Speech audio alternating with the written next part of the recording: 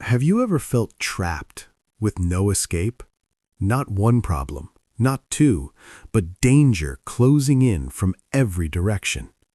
Imagine this. You look to your right, death is waiting. You look to your left, death is watching.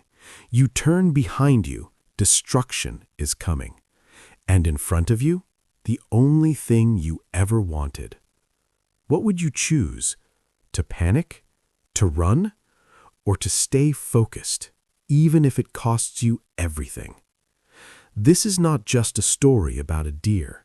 This is a story about the moment when fear screams and focus whispers. The forest never respected him. He was smaller than the other deer. His antlers were thinner. His legs trembled when predators roared nearby. The older stags used to push him aside near the watering holes. "Move, fragile one." The younger deer laughed when he ran too early at the sound of snapping branches. Coward! Even the birds seemed to scatter more confidently than he did. He wasn't brave. He wasn't fast enough. He wasn't strong enough. That's what they said. And after hearing it enough times, he started believing it. One morning, he approached the river early. His throat burned, but as he lowered his head to drink, a heavy body slammed into him. A large stag shoved him sideways. "Wait your turn." The others laughed. He stumbled, fell partially into mud. The cold water he desperately needed splashed away. He stood up slowly, mud dripping from his fur, eyes lowered. No one helped him. No one cared. That day, something inside him didn't break. It hardened. Humiliation was one thing, but survival was another. Days later, he smelled something unfamiliar, sharp, metallic, wrong. Then he saw it, a man, still, watching. The hunter's bow lifted slowly. Time slowed. His legs locked. His heart thundered so loudly he thought the forest could hear it. The arrow released. He leapt blindly. The arrow sliced his leg. Pain exploded. He ran.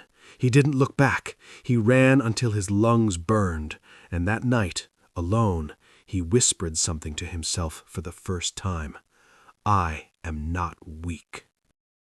After the injury, the herd distanced themselves. Predators target the weak, and weakness spreads fear. He noticed it. They moved away when he approached. He was no longer mocked. He was ignored, which felt worse. One night, he stopped following them. If he was alone anyway, he would be alone completely. Days passed. His wound healed, but drought arrived. Streams dried. Mud cracked. His tongue felt like sand.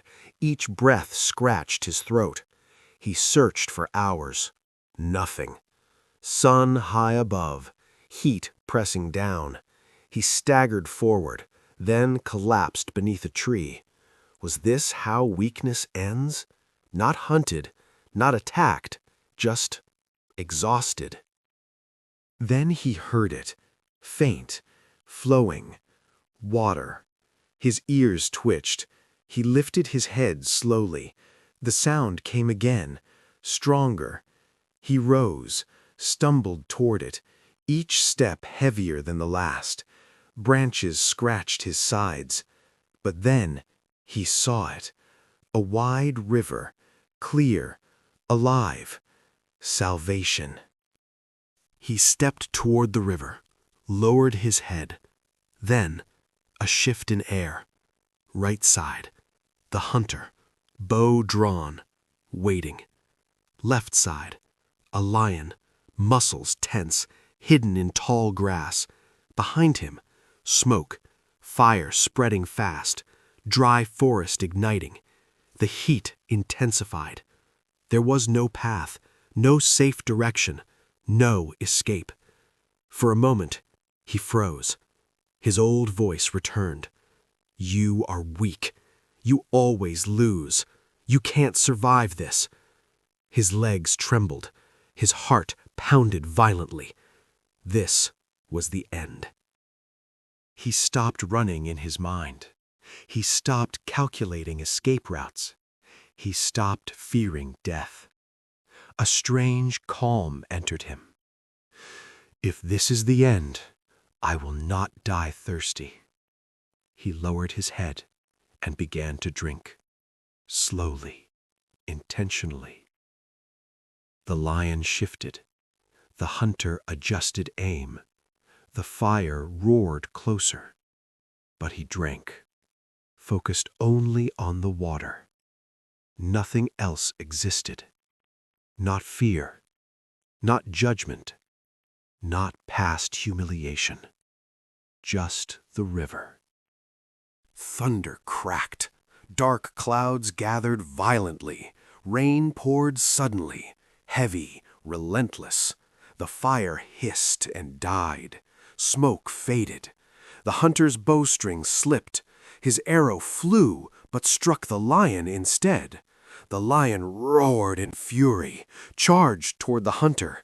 Chaos exploded. Rain intensified. Within moments, both threats disappeared into the storm, and the deer still drinking. He lifted his head. Rain slowed. Air cleared. No lion. No hunter. No fire. Only river. Only sky. Only breath. He turned slowly. The world that tried to trap him had collapsed without him fighting it. He didn't win by running. He didn't win by attacking. He won by staying focused. When he returned to the forest days later, the herd stared. Whispers moved through them. The same deer, but different. Not louder, not larger, but steadier. They saw something in his eyes they never noticed before.